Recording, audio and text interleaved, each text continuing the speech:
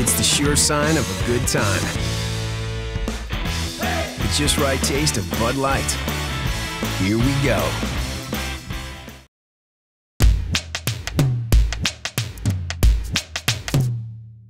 Hello and welcome to this week's Picks. I'm Tony Softli, my man Randy Karraker here. And Randy, let's start off with last week's game. Patrick Peterson, 99-yard punt return for a touchdown. We talked about it in our last video last week.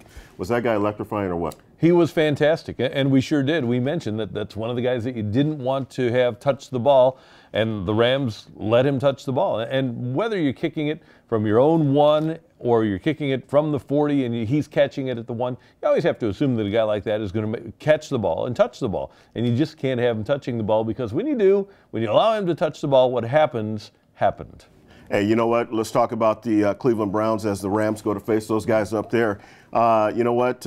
Peyton Hillis was on the cover of the Madden magazine or Madden video. Madden game, yep. There he is. He got the jinx. He's not playing. Hasn't played for several weeks now. But they still have some guys out there that can really do some damage out there. Let's start with Colt McCoy. What do you see in Colt? I like Colt McCoy, and I liked him at Texas. He doesn't have the bulk and the size. He's a classic West Coast quarterback. He's a perfect fit for what Pat Shurmur is doing there.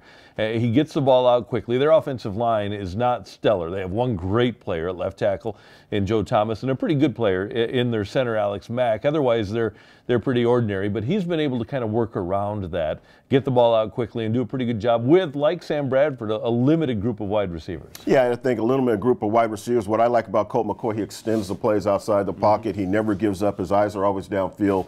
Just a classic type quarterback that Pat Shurmur and Mike Holmgren are grooming out there. I think he's going to have a hell of a career. I agree. You talk about wide receivers. They have Little. They have a couple other guys, but they have Josh Cribbs, who's really starting to come on as a receiver. He is probably one of the best combination return guys in the National Football League in punt and kickoff return. Talk to us a little bit about what you see in his explosiveness. Well, and they're going to use him out of the backfield this week, which is a real threat to the Rams, especially those outside linebackers. But explosion is the key. What they want to do, what Shurmur and Mike Holmgren want to do with a guy like Cribbs, is just get the ball into his hands. He's just one of those players and he's a nice safety valve for McCoy. Whatever way you can get the ball into Cribbs' hands, you do. And if you're looking at the Rams, and especially with what happened last week with Peterson, then you want to do that, because he's the only real explosive player that they have on their offense. I would agree with that. When I talk about blue players, I'm talking about playmakers and difference makers that are there every week. Josh Cribbs is one of those guys, but also Joe Thomas, you alluded to it. This guy is a big-time player. He's anchoring that line, and really, Alex Mack is good at the center position, but this guy has a chance to be special. Oh, yeah. When you talk about the top 2 or 3 left tackles in the NFL, right now, Joe Thomas is right there. And one thing about him is that he's stayed consistent. He's had, from his rookie year on, he has been a level player. Like Jake Long, we saw a guy like Claddy get off to a great start in Denver and then regress. We saw a guy like Roger Saffold last year have a great start and hasn't had the same year this year. A guy like Joe Thomas has had the same year every year. To me, that's what makes him great. There's no question about it. Let's go to the other side of the ball. You look at a scrappy defense. Really, they're 30th in stopping the run. They're number 1 in stopping the pass, and you're thinking, now, how does that work?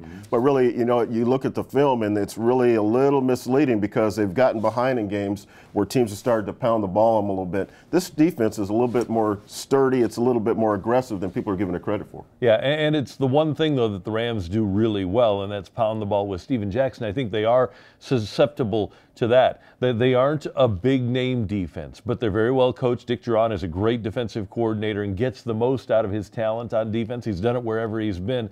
And sturdy is a good word for it. They're sturdy and workmanlike, but they're also an ascending group. I think, Tony, they're getting better as they go through the season. There's no question. I'll agree with that. Okay, here we go. We get to the point of the show. We got to go ahead and make our predictions. What do you think?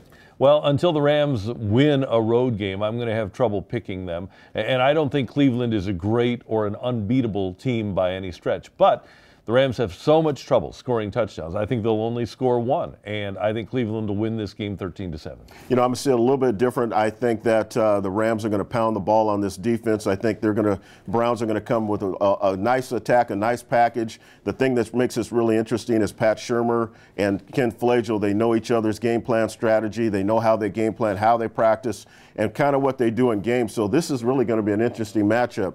But really, when it comes down to it, give the ball to Steven Jackson, let Sam Bradford throw the ball around just enough to get it done, and the Rams should win this one. I'm going to go 17-13 at up there at the Cleveland Browns, going with those guys. So, hey, thanks for watching this week's picks. For Randy Karraker, I'm Tony Softli. We'll see you next week. And don't forget to tune into TonySoftli.com and log on to 101sports.com as well.